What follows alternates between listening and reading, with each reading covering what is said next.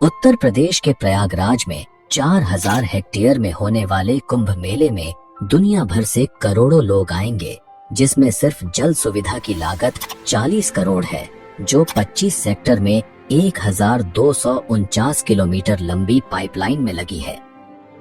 2013 में आयोजित महाकुंभ मेला अब तक का सबसे बड़ा धार्मिक आयोजन माना गया था, जिसमें करीब 12 करोड़ से अधिक श्रद्धालु शामिल हुए थे।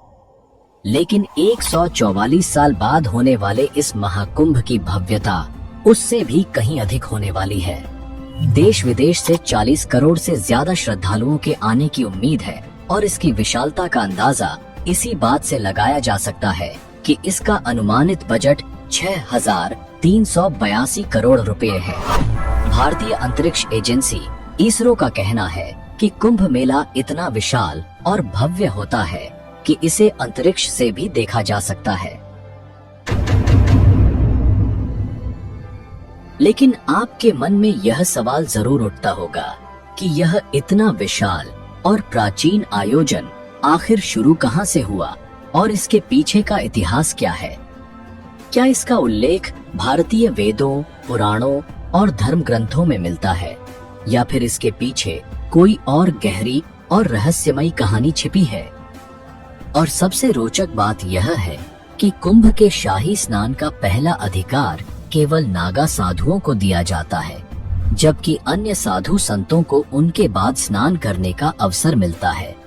इस विशेष परंपरा के पीछे छिपा है एक अद्भुत इतिहास, जो नागा साधुओं को इतना विशिष्ट और सम्माननीय बनाता है। महाकुंभ का आयोजन प्रयागराज के त्रिवेणी संगम पर होता है, जहां गंगा, यमुना और सरस्वती नदियों का संगम माना जाता है। लेकिन यहाँ केवल गंगा और यमुना ही दिखाई देती हैं। तो आखिर कलयुग में सरस्वती नदी अदृश्य क्यों हो गई? क्या यह केवल एक धार्मिक मान्यता है, या इसके पीछे कोई गहराई से छिपा हुआ वैज्ञानिक रहस्य है? और प्रयागराज में स्थित अक्षय वट, जिसे अमर वृक्ष माना जाता है, जो सृष्टि के विकास और प्रलय का साक्षी रहा है, इसके पीछे का इतिहास और महत्व भी जानेंगे। 2025 के महाकुंभ में भारत के 13 प्रमुख अखाड़े हिस्सा लेने वाले हैं। जानेंगे कि अखाड़ों का इतिहास क्या है, उनका विशेष महत्व क्या है, और इस बार किन्नर अखाड़े को शामिल करने के पीछे की वजह क्या है।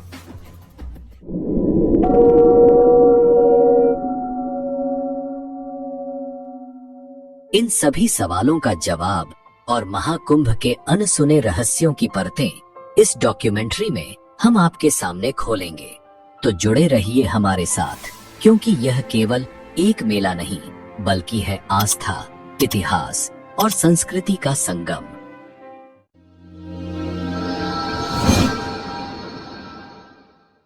प्राचीन ग्रंथों में कुंभ मेले का स्पष्ट उल्लेख नहीं मिलता, फिर भी इसे भारत का सबसे बड़ा तीर्थ माना जाता है।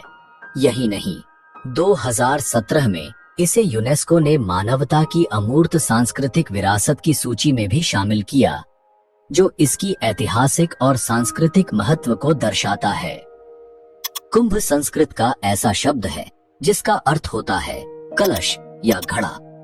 लेकिन सवाल उठता है कि अगर कुंभ केवल पानी का घड़ा है, तो यह इतना बड़ा और विश्व विख्यात त्योहार कैसे बना? आइए इस वीडियो में हम आपको महाकुंभ के आरंभ से लेकर आज तक की पूरी यात्रा के बारे में बताएंगे। कुंभ मेले के इतिहास को समझने के लिए हमें 2 प्रमुख पौराणिक कथाओं को जानना होगा, जो इस पर्व की गहराई और महत्व को उजागर करती हैं। महाकुंभ मेले की पहली कथा सर्पों और गरुड़ देव के बीच की है, जो ऋषि कश्यप और उनकी 2 पत्नियों कद्रु और विनता से जुड़ी हुई है। कद्रु और विनता जो आपस में बहनें थीं और ऋषि कश्यप की पत्नियां भी थीं। एक दिन कद्रु ने ऋषि कश्यप से वरदान मांगा कि उसे 1000 विषैले और शक्तिशाली पुत्र चाहिए। ऋषि कश्यप ने तथास्तु कहा और कद्रु को 1000 अंडे प्राप्त हुए। यह देखकर विनता ने भी वरदान मांगा कि भले ही उसके पुत्र कम हों, लेकिन वे कद्रु के पुत्रों से अधिक शक्तिशाली हों। कश्यप ने उन्हें भी तथास्तु कहा और विनता को 2 बड़े अंडे प्राप्त हुए। समय बीतने के साथ कद्रू के 1000 अंडे फूट गए और उनमें से सांप उत्पन्न हुए जिन्हें सर्पों की मां माना गया। दूसरी ओर विनता के अंडे नहीं फूट रहे थे और अधीरता में उन्होंने एक अंडा समय से पहले फोड़ दिया। उसमें से एक अधूरा प्राणी निकला जिसका शरीर कमर तक ही विकसित था। वह गुस्से में बोला, माँ, आपने मेरे साथ यह अन्याय किया, लेकिन कृपया दूसरे अंडे के साथ ऐसा मत कीजिएगा। वह प्राणी उड़ गया और उसका नाम अरुण रखा गया। आगे चलकर वह सूर्यदेव का सारथी बना। एक दिन कद्रू और विनता ने सूर्यदेव के सफेद घोड़े को देखकर शर्त लगाई। विनता ने कहा कि यह घोड़ा पूरी तरह सफेद है, जबकि कद्रू ने कहा कि उसकी पूंछ काली है। यह शर्त प्रतिष्ठा पर आ गई और तय हुआ कि जो भी हार जाएगा उसे दासी बनना पड़ेगा। कद्रू ने अपने नाग पुत्रों से कहा कि वे सूक्ष्म रूप धारण कर घोड़े की पूंछ से चिपक जाएं ताकि वह काली दिखाई दे। नागों ने ऐसा ही किया और कद्रू शर्त जीत गई। विनता को हार मानकर दासी बनना पड़ा। कुछ समय बाद विनता के दूसरे अंडे से एक शक्तिशाली प्राणी निकला जिसका चेहरा गरुड़ पक्षी जैसा था और शरीर मनुष्य जैसा। उसका नाम गरुड़ रखा गया। जब गरुड़ ने देखा कि उसकी मां विनता कद्रू और उनके 1000 सर्प पुत्रों की दासी बन चुकी है, तो उसने अपनी मां को मुक्त कराने का संकल्प लिया। गरुड़ ने सर्पों से विनता को मुक्त करने का उपाय पूछा। सर्पों ने कहा, अगर तुम वैकुंठ से अमृत कलश लाकर हमें दे दो तो हम तुम्हारी माँ को मुक्त कर देंगे। गरुड़ ने यह शर्त मान ली। वैकुंठ धाम पहुंचकर गरुड़ ने अमृत कलश प्राप्त किया। देवताओं ने उन्हें रोकने की कोशिश की, लेकिन गरुड़ अपनी अद्वितीय शक्ति के बल पर सफल रहे। विष्णु जी ने गरुड़ को रोका और उनसे पूछा, तुम इस कलश को क्यों ले जा रहे हो, जबकि इसे खुद ग्रहण नहीं कर रहे?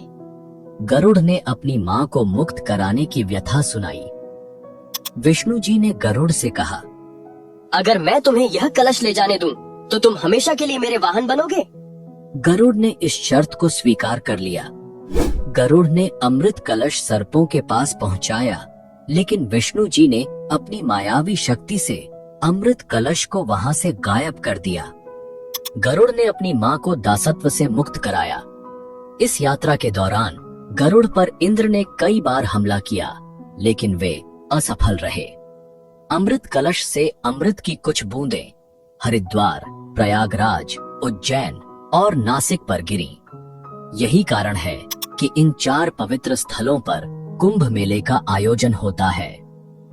लेकिन आगे बढ़ने से पहले इस वीडियो को एक लाइक करके चैनल को सब्सक्राइब जरूर कर लीजिए, क्योंकि ये आपके लिए 1 सेकंड का काम है, लेकिन इससे हमारी काफी बड़ी मदद होती है।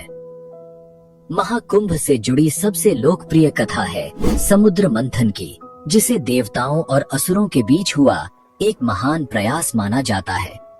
विष्णु पुराण के अनुसार एक बार दुर्वासा ऋषि ने एक दिव्य माला बनाई और इसे देवराज इंद्र को भेंट किया, लेकिन इंद्र अपने अहंकार में डूबे हुए उस माला को अपने ऐरावत हाथी के मस्तक पर रख दिया। ऐरावत ने वह माला जमीन पर गिरा दी और अपने पैरों से कुचल डाला। महर्षि दुर्वासा ने इसे अपना अपमान समझा और क्रोधित होकर इंद्र को शाप दे दिया कि उनका वैभव नष्ट हो जाएगा और सभी देवता अपनी शक्तियां खो देंगे। इस शाप के बाद देवता कमजोर हो गए और असुरों से पराजित हो गए। अपने वैभव और शक्तियों को पुनः प्राप्त करने के लिए ब्रह्मा जी ने देवताओं को सुझाव दिया कि वे असुरों के साथ मिलकर समुद्र मंथन करें। इस मंथन से अमृत निकलेगा, जिसे ग्रहण कर वे अमर हो जाएंगे। यह बात जब देवताओं ने असुरों के राजा बलि को बताई, तो वे भी समुद्र मंथन के लिए तैयार हो गए। वासुकी नाग की नेति बनाई गई और मंदराचल पर्वत की सहायता से समुद्र मंथन सावन के महीने में ही किया गया। अमृत का कुंभ यानी कलश मिलते ही असुरों और देवों में युद्ध हो गया।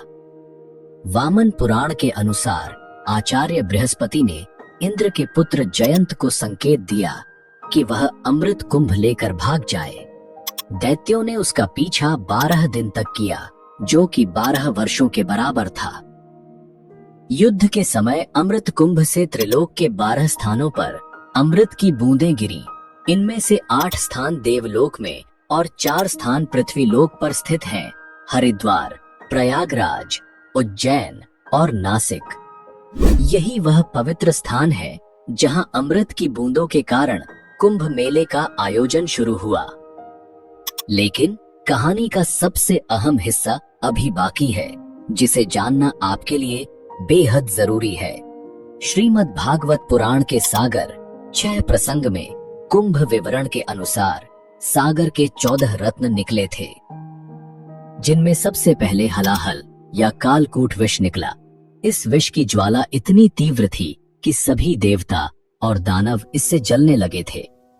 तब भगवान शिव ने देवता, दानव और समस्त सृष्टि की रक्षा के लिए इसे खुद पी लिया। विष की तीव्र जलन के कारण शिवजी का कंठ नीला पड़ गया, इसीलिए शिवजी का एक नाम नीलकंठ पड़ा।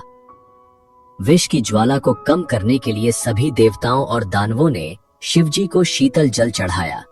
इसके बाद उनके शरीर का ताप और जलन कम हुआ। यही कारण है कि सावन में शिवजी का जलाभिषेक किया जाता है।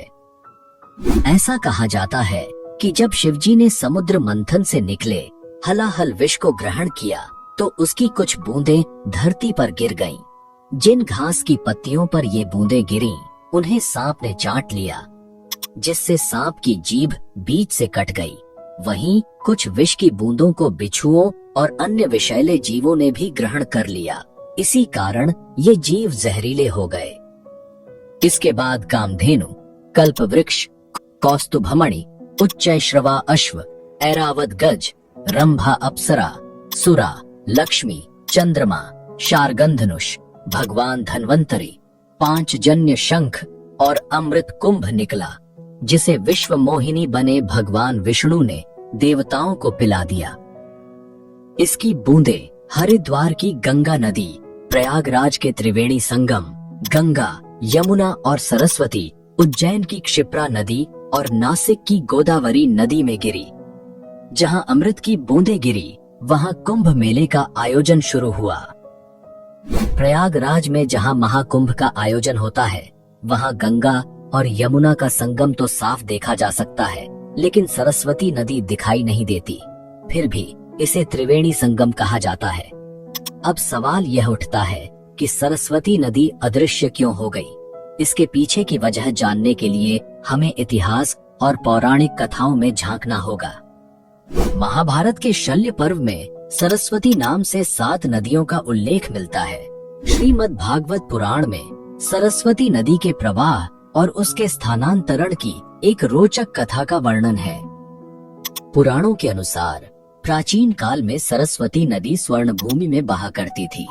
कालांतर में इस भूमि का नाम स्वर्ण राष्ट्र हो गया और धीरे धीरे यह 100 राष्ट्र कहलाने लगा। उस समय 100 राष्ट्र का क्षेत्र प्राचीन मारवाड़ तक फैला हुआ था और सरस्वती नदी इसी भूमि से प्रवाहित होती थी। यहाँ नित्य सरस्वती की पूजा और अर्चना होती थी। लेकिन समय के साथ इस प्रदेश के लोग यवनों के संपर्क में आ गए और उनके आचार विचार को अपनाने लगे। इससे दुखी होकर सरस्वती ने ब्रह्मा जी से अनुमति मांगी और मारवाड़ एवं 100 राष्ट्र छोड़कर प्रयाग में आकर वास करने लगी। कहा जाता है कि सरस्वती के यहाँ से चले जाने के बाद यह समृद्ध भूमि धीरे धीरे मरुस्थल में बदल गई और यही मरुस्थल आज राजस्थान के नाम से जाना जाता है। हाल ही में जैसलमेर जिले के मोहनगढ़ में बोरवेल की खुदाई के दौरान अचानक पानी का सैलाब बाहर निकल आया। पानी का प्रेशर इतना ज्यादा था कि लोग इसे देखकर अचंभित रह गए। अब इस घटना को लेकर चर्चा तेज हो गई है। लोग पूछ रहे हैं कि क्या यह प्राचीन सरस्वती नदी का पानी है, क्योंकि इतिहास के अनुसार सरस्वती नदी जो लुप्त हो गई थी उसका रूट यहीं से होकर गुजरता था। आपको क्या लगता है, क्या यह सरस्वती नदी का प्रवाह हो सकता है? कमेंट में अपनी राय जरूर दें। ऋग्वेद में सरस्वती नदी को अन्नवती और उदकवती के रूप में वर्णित किया गया है।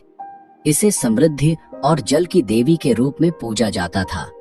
ऋग्वेद में बताया गया है कि सरस्वती नदी यमुना के पूर्व और सतलुज के पश्चिम में प्रवाहित होती थी। महाभारत में इस नदी को कई नामों से जाना गया है, जैसे प्लक्षवती, वेद स्मृति और वेदवती। तांडय और जैमिनीय ब्राह्मण के अनुसार सरस्वती नदी मरुस्थल में सूख गई थी। महाभारत के विवरणों में इसका विनाशन नामक स्थान पर विलुप्त होने का वर्णन है। यही वह नदी थी जिसके किनारे ब्रह्मावर्त और कुरुक्षेत्र जैसे प्राचीन स्थल बसे हुए थे। महाभारत में यह भी उल्लेख मिलता है कि बलराम ने द्वारका से मथुरा तक की यात्रा सरस्वती नदी के माध्यम से की थी। इसके अलावा यादवों के पार्थिव अवशेषों को इसी नदी में प्रवाहित किया गया था। इन विवरणों से यह स्पष्ट होता है कि सरस्वती एक विशाल और महत्वपूर्ण नदी थी, जो न केवल धार्मिक और सांस्कृतिक महत्व रखती थी, बल्कि यातायात और परिवहन के लिए भी उपयोगी थी। वैदिक काल में एक और नदी का उल्लेख मिलता है, जिसे दृष्टवती कहा जाता था। यह सरस्वती नदी की सहायक नदी थी और हरियाणा से होकर बहती थी। समय के साथ जब भीषण भूकंप आए और हरियाणा तथा राजस्थान की धरती के नीचे से पहाड़ ऊपर उठे, तो नदियों का बहाव बदल गया। दृशद्वती नदी ने अपनी दिशा बदल ली और आज इसे यमुना नदी के नाम से जाना जाता है। यह सरस्वती नदी के साथ मिलकर बहने लगी और इसी कारण प्रयागराज में 3 नदियों के संगम को त्रिवेणी संगम कहा जाता है। महर्षि वेदव्यास ने इसे तीर्थराज प्रयाग का नाम दिया, जो गंगा, यमुना और अदृश्य सरस्वती के संगम का पवित्र स्थल है। यह स्थान न केवल धार्मिक बल्कि ऐतिहासिक और सांस्कृतिक दृष्टि से भी अद्वितीय है। प्राचीन ग्रंथों में कुंभ का अर्थ केवल एक साधारण कलश है, लेकिन यही साधारण शब्द कैसे बन गया दुनिया का सबसे बड़ा धर्म और संस्कृति का अमर प्रतीक। आइए जानते हैं महाकुंभ के इतिहास से लेकर आज तक के अद्भुत सफर के बारे में। दोस्तों, अगर आपको महाकुंभ की यह वीडियो अच्छी लग रही है तो कृपया इसे एक लाइक अवश्य कर दें। आपका एक लाइक हमारी काफी मदद कर देता है। धन्यवाद। दरअसल कुंभ मेले का उल्लेख वैदिक ग्रंथों, सूत्र साहित्य, महाकाव्य पुराण ग्रंथों, स्मृतियों या धर्मशास्त्रों में नहीं मिलता है। ऐतिहासिक किताबों में इसे माघ मेला या प्रयाग स्नान के नाम से जाना जाता है। कुंभ मेले में शाही स्नान का विशेष महत्व है। पवित्र नदियों में स्नान करना हिंदू मान्यताओं का अहम हिस्सा है और इसका सबसे पहला उल्लेख ऋग्वेद में नाहन पर्व नाम से मिलता है। इसका वर्णन बौद्ध धर्म के पाली ग्रंथों और महाभारत में भी हुआ है। चीनी यात्री ह्वेनसांग के यात्रा वृतांत के अनुसार सम्राट हर्षवर्धन ने 644 ईस्वी में माघ मास के अर्ध कुंभ के अवसर पर प्रयागराज में आयोजित पंचवर्षीय धर्म महासभा में भाग लिया। इस सभा में उन्होंने अपना सर्वस्व दान कर दिया। कई सांस्कृतिक विद्वानों का मानना है कि 9वीं सदी में लगभग 850 साल पहले आदि गुरु शंकराचार्य ने हिंदू संस्कृति को सुदृढ़ करने और लोक कल्याण की दृष्टि से कुंभ मेले की परंपरा को प्रारंभ किया। यह मेला भारतीय संस्कृति और धार्मिक आस्था का अद्भुत संगम है। 16वीं शताब्दी में गोस्वामी तुलसीदास जी ने अपनी अमर कृति रामचरितमानस में प्रयागराज में लगने वाले वार्षिक मेले का उल्लेख किया है, जो कुंभ मेले की प्राचीनता और इसकी ऐतिहासिक महत्ता को दर्शाता है। वायु पुराण और नारदीय पुराण में सरस्वती नदी के तट पर स्थित कुंभ और श्री कुंभ तीर्थ का वर्णन मिलता है। वेदों की कई ऋचाओं में कुंभ, घट और कलश का उल्लेख किया गया है। ऋग्वेद और अथर्ववेद में भी घृत और मधु से भरे कुंभ का संदर्भ मिलता है, जो इसकी प्राचीनता और धार्मिक महत्व को दर्शाता है।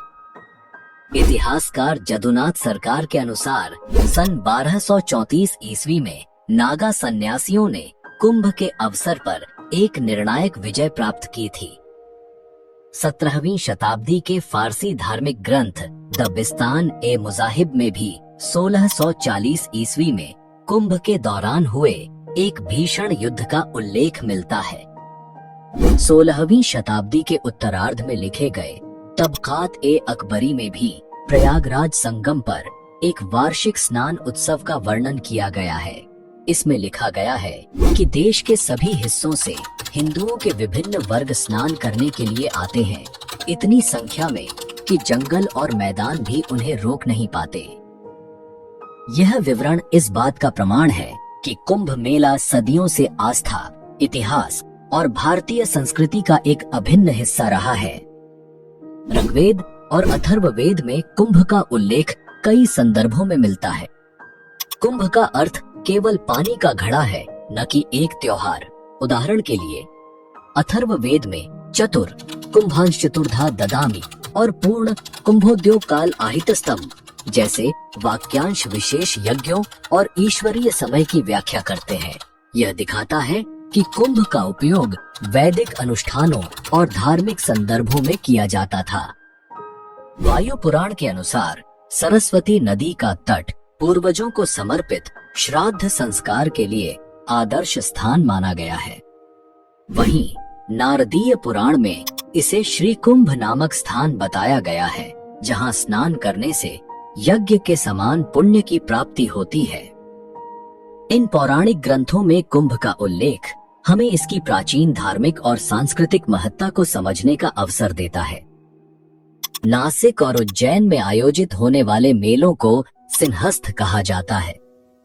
इसे सिंहस्थ इसलिए कहा जाता है क्योंकि जब बृहस्पति सिंह राशि में होता है और सूर्य तथा चंद्रमा की स्थिति मेला आरंभ होने की तिथि को विशेष महत्व प्रदान करती है।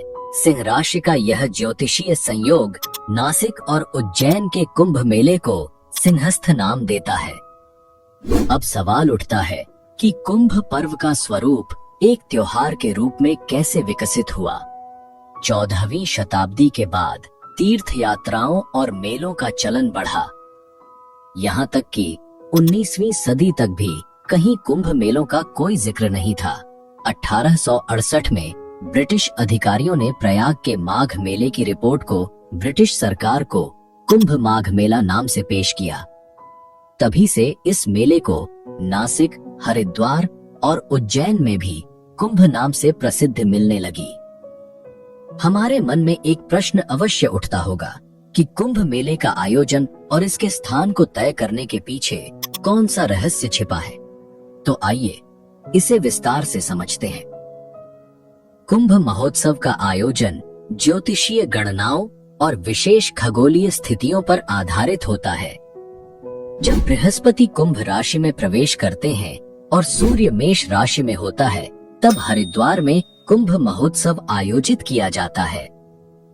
प्रयागराज में कुंभ का आयोजन तब होता है जब बृहस्पति वृषभ राशि में और सूर्य तथा चंद्रमा मकर राशि में होते हैं। यह स्थिति आमतौर पर अमावस्या के दिन बनती है। नासिक में गोदावरी नदी के तट पर कुंभ महोत्सव तब होता है जब सूर्य और बृहस्पति सिंह राशि में प्रवेश करते हैं। उज्जैन में कुंभ तब मनाया जाता है जब बृहस्पति सिंह राशि में और सूर्य मेष राशि में होता है। महाकुंभ का आयोजन हर 12 साल में होता है। वेदों में बताए गए खगोल विज्ञान के अनुसार ब्रह्मांडीय ऊर्जा का एक चक्र हर 12 साल में विशेष रूप से सक्रिय होता है। बृहस्पति और सूर्य की इन विशिष्ट खगोलीय स्थितियों के दौरान यह ऊर्जा पृथ्वी के कुछ खास स्थानों पर केंद्रित होती है। यही कारण है कि कुंभ महोत्सव धार्मिक और आध्यात्मिक दृष्टि से इतना महत्वपूर्ण है। कुंभ मेला दुनिया के सबसे बड़े धार्मिक आयोजनों में से एक है।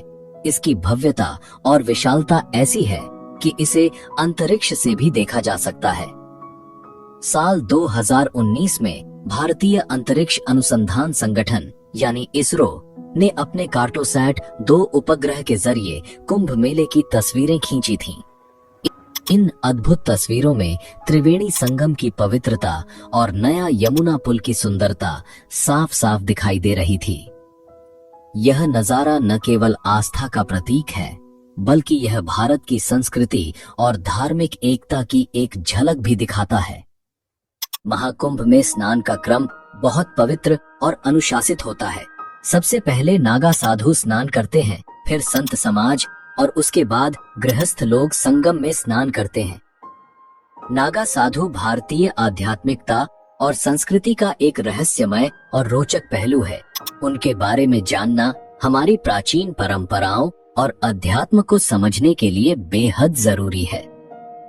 भस्म से रमा नग्न शरीर, लंबी जटाएं, हाथ में कमंडल लिए नागा साधु, जिनकी उपस्थिति अपने आप में एक रहस्य है। ये साधु अपना और अपने परिवार का पिंडदान स्वयं करते हैं, जिसे बिजवान कहा जाता है। आम दिनों में ये कहाँ रहते हैं, क्या खाते हैं, ये कोई नहीं जानता। परंतु कुंभ के शाही स्नान में ये मोक्ष प्राप्ति के लिए डुबकी लगाते हैं, जो कि उनका जीवन का एकमात्र लक्ष्य है। सदियों से भारतीय संस्कृति और धर्म पर संकट के बादल मंडराते आए हैं। 14वीं से 16वीं शताब्दी का समय, जब मुगल आक्रमणकारी भारत की संस्कृति और धर्म पर वार कर रहे थे, धर्म खतरे में था। उस समय नागा साधुओं ने धर्म और संस्कृति की रक्षा में अहम भूमिका निभाई। ये साधु केवल शास्त्र ही नहीं, शस्त्र विद्या में भी निपुण थे और धर्म की रक्षा के लिए अपना जीवन तक न्यौछावर करने को तैयार रहते थे। 18वीं शताब्दी में अहमद शाह अब्दाली, जिसे अहमद शाह दुर्रानी के नाम से भी जाना जाता है, ने भारत पर कई बार आक्रमण किया।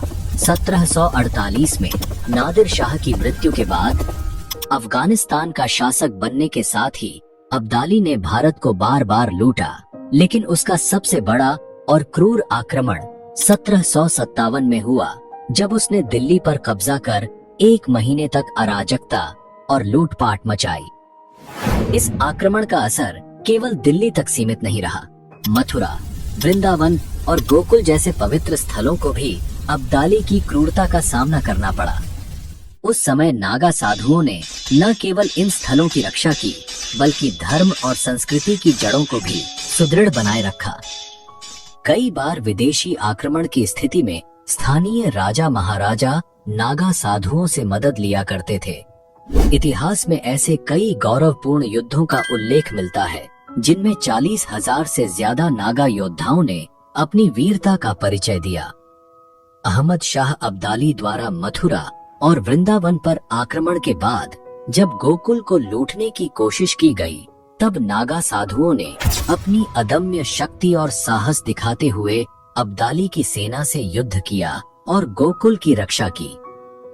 इस सहयोग को सम्मान देने के लिए हिंदू शासकों और नागा साधुओं के बीच एक समझौता हुआ। धर्म और राष्ट्र की रक्षा की जिम्मेदारी नागा साधुओं को सौंपी गई। इस समझौते के तहत नागा साधुओं को राजसी सम्मान देने के लिए शाही स्नान की परंपरा शुरू की गई। तब से कुंभ के पवित्र स्नान का पहला अधिकार हमेशा नागा साधुओं को दिया गया है। हालांकि हर परंपरा की तरह यह परंपरा भी विवादों से अछूती नहीं रही। 1310 में महानिर्वाणी अखाड़े और रामानंद वैष्णव अखाड़े के बीच एक खूनी संघर्ष हुआ। वहीं 1760 में शैव और वैष्णव साधुओं के बीच शाही स्नान को लेकर भयंकर लड़ाई छिड़ गई। इन विवादों को रोकने के लिए अंग्रेजों ने अखाड़ों के स्नान का क्रम तय किया। यह अनुशासन आज भी कुंभ मेले की परंपरा का हिस्सा है।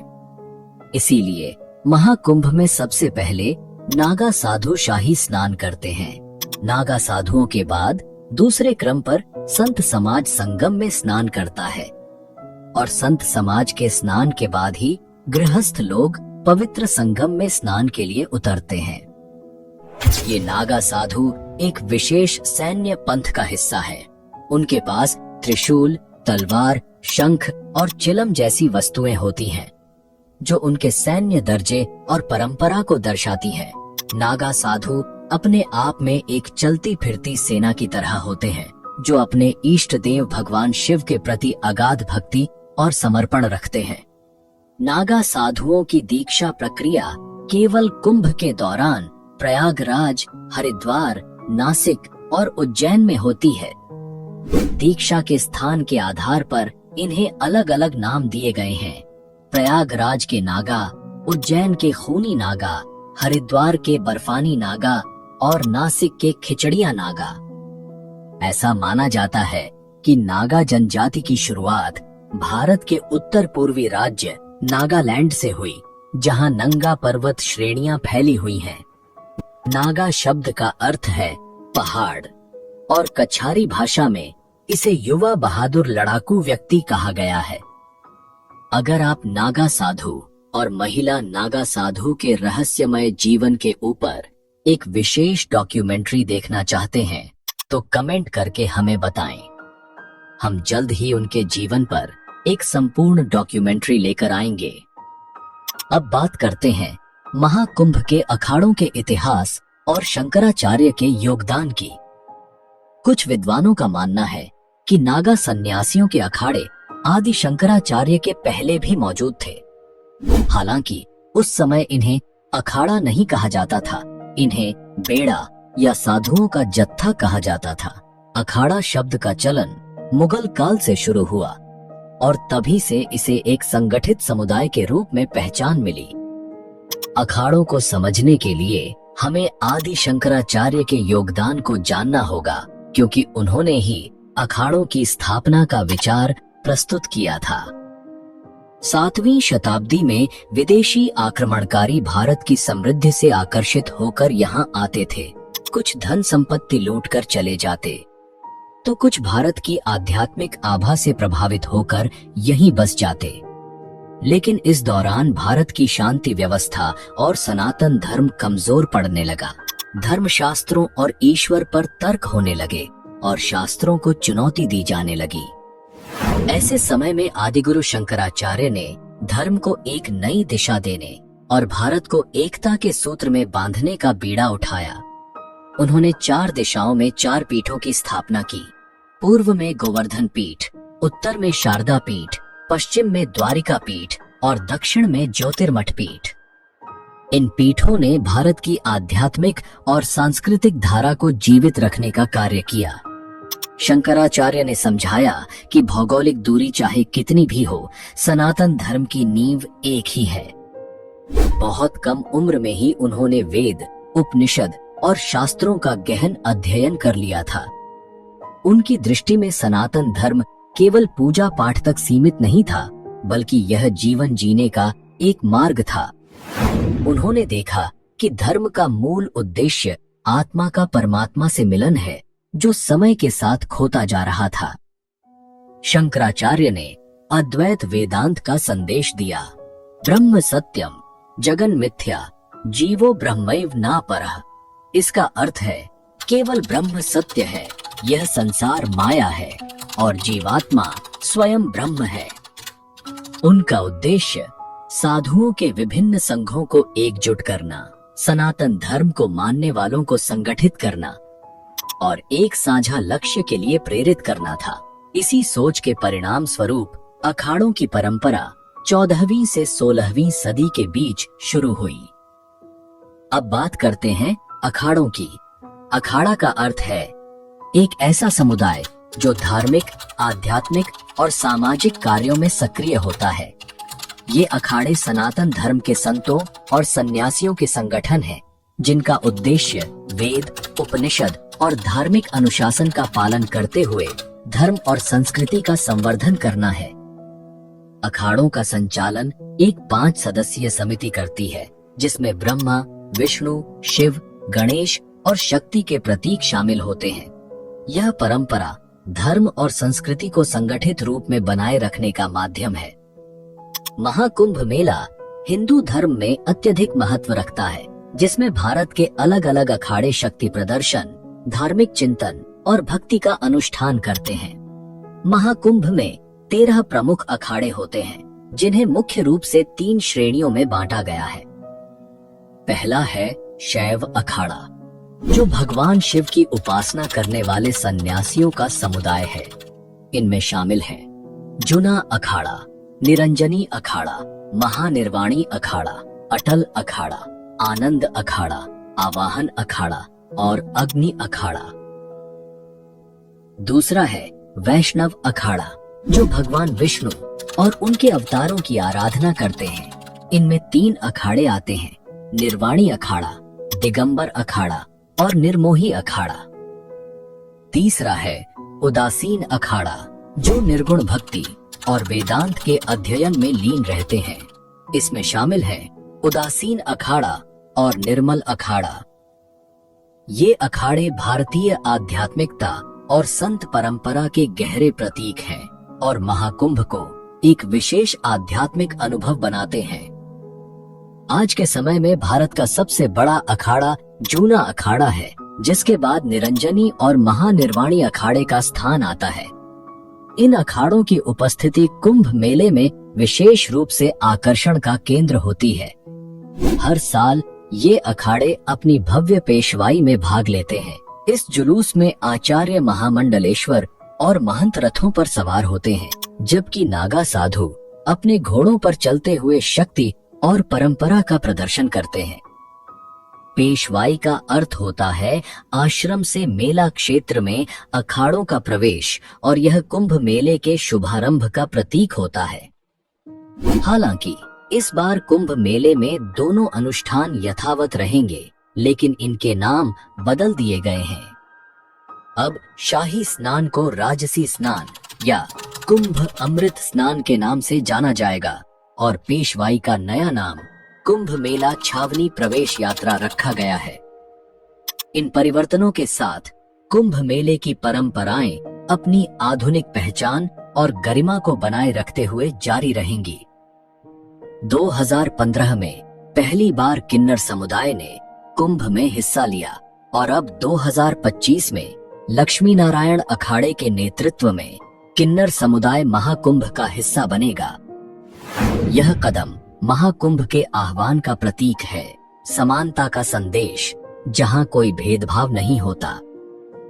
इस पहल का उद्देश्य उन किन्नरों को धर्म और समाज से जोड़ना है जिन्हें अक्सर तिरस्कार भरी नजरों से देखा जाता है।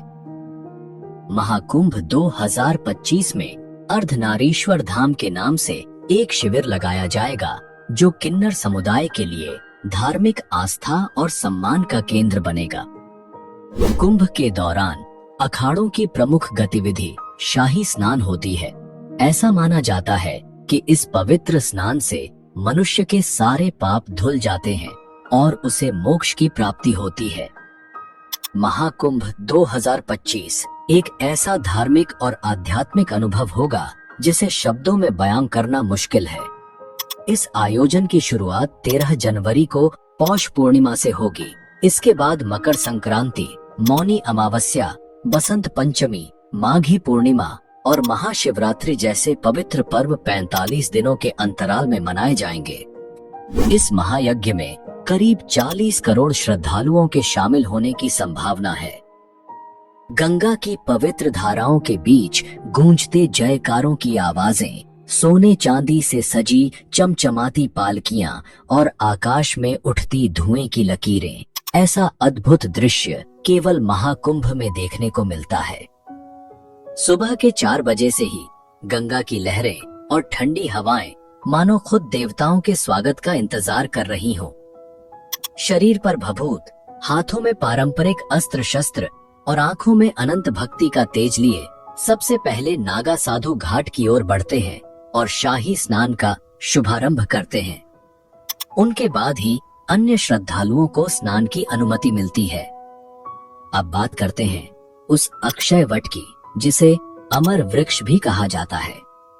पौराणिक कथाओं के अनुसार प्रयाग में स्नान के बाद जब तक अक्षय वट का पूजन एवं दर्शन नहीं किया जाता, तब तक पूर्ण लाभ नहीं मिलता।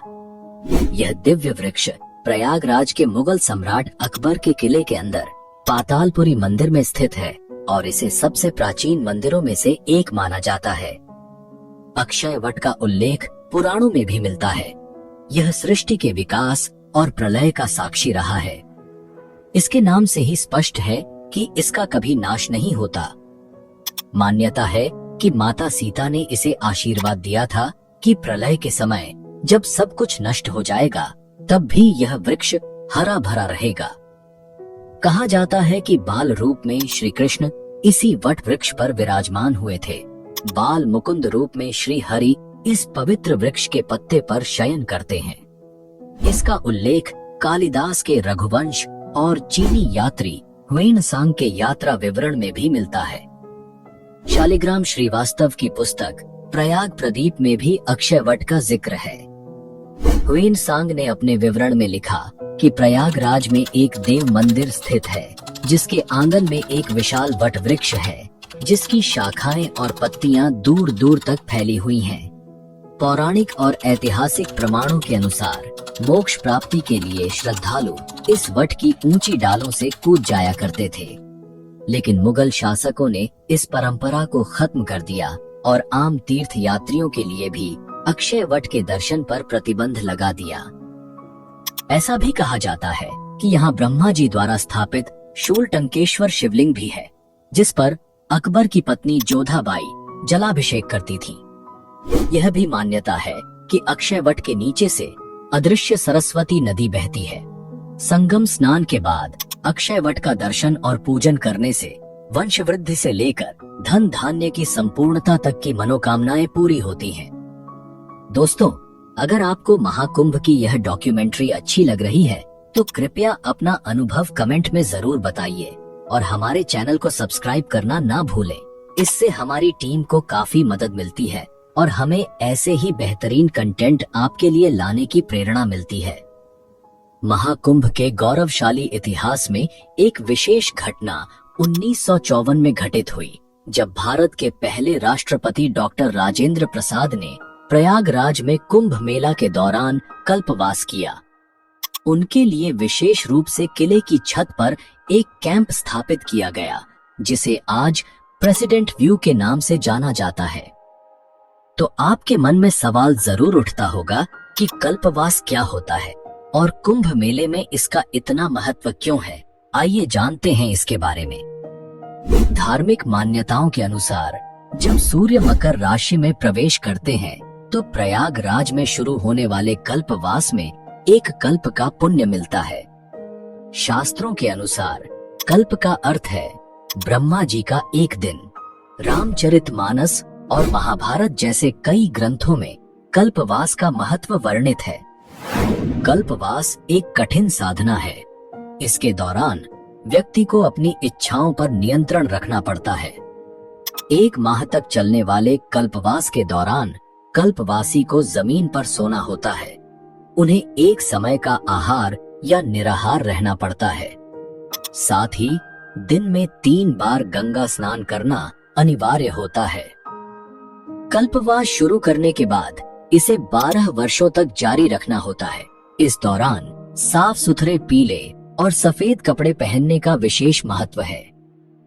कल्पवास के पहले दिन कल्पवासी अपने टेंट के पास जौ के बीज बोते हैं और एक तुलसी का पौधा लगाते हैं। महीने भर में जौ के छोटे छोटे पौधे उगाते हैं, जिन्हें जाते समय गंगा जी में प्रवाहित किया जाता है। साथ ही तुलसी के पौधे को रोज गंगा जल से सींचा जाता है।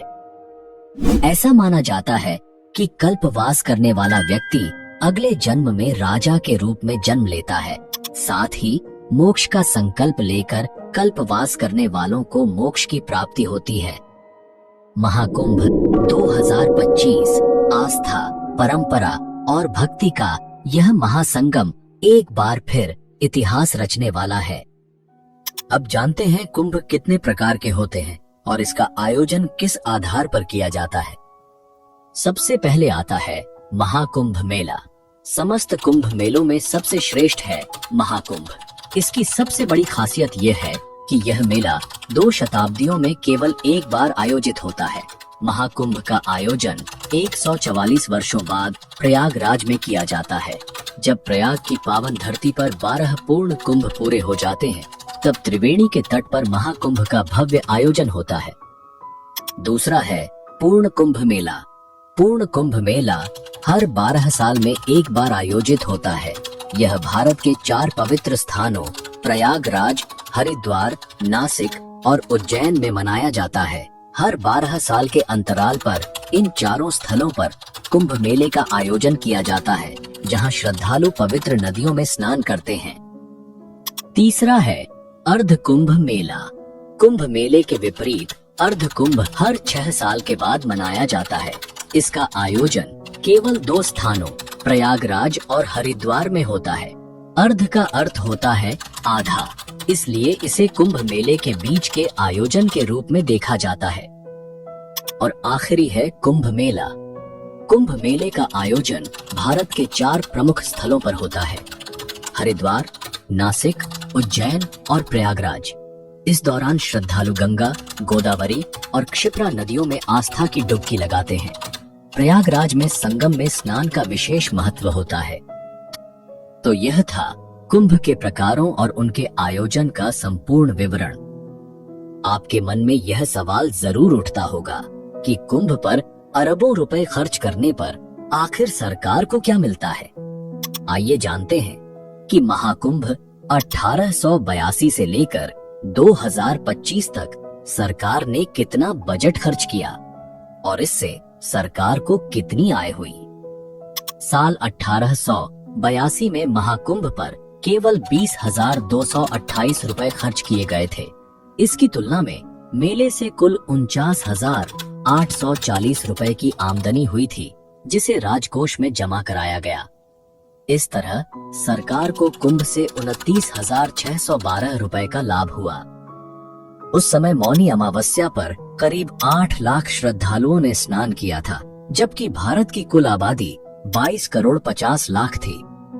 1894 के कुंभ में भारत की जनसंख्या बढ़कर 23 करोड़ हो गई और इस आयोजन में करीब 10 लाख श्रद्धालुओं ने हिस्सा लिया।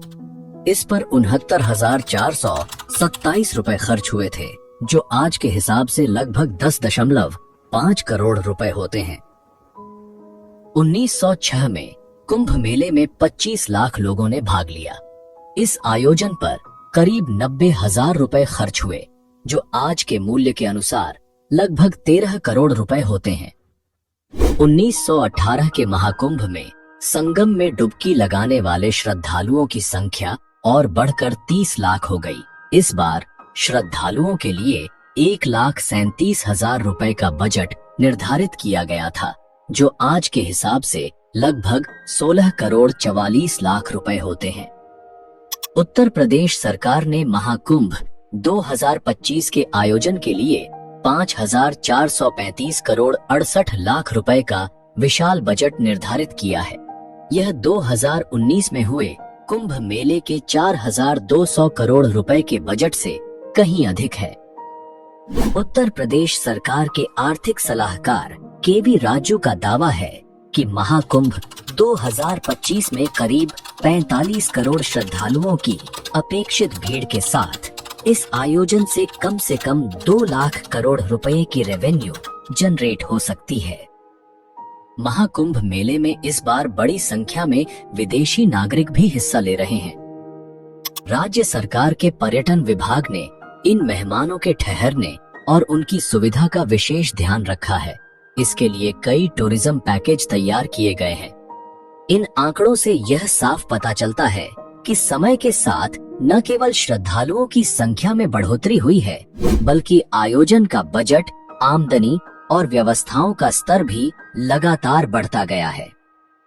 13 जनवरी से शुरू होने वाला महाकुंभ 26 फरवरी तक यानी 45 दिनों के लिए रहेगा। इससे आप अंदाजा लगा सकते हैं कि यह विश्व स्तर का एक विशाल आयोजन है। अगर आपको हिंदुस्तान में रहने का सौभाग्य मिला है, तो आपको इस महाकुंभ में एक बार जरूर जाना चाहिए। यहाँ आपको एक अलग ही दिव्य ऊर्जा महसूस होगी। इतनी ठंड और भीड़ में भी त्रिवेणी संगम पर शाही स्नान करने के लिए लोग संकोच नहीं करते।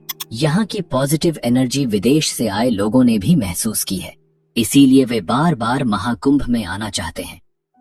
अगर यह वीडियो देखकर आपको कुछ नया जानने को मिला हो या हमारी वीडियो अच्छी लगी हो, तो इसे जरूर लाइक करें और अपने दोस्तों और परिवार के साथ शेयर करें।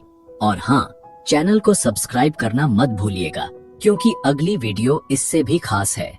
मिलते हैं एक नई डॉक्यूमेंट्री के साथ। तब तक के लिए धन्यवाद। जय हिंद, जय भारत।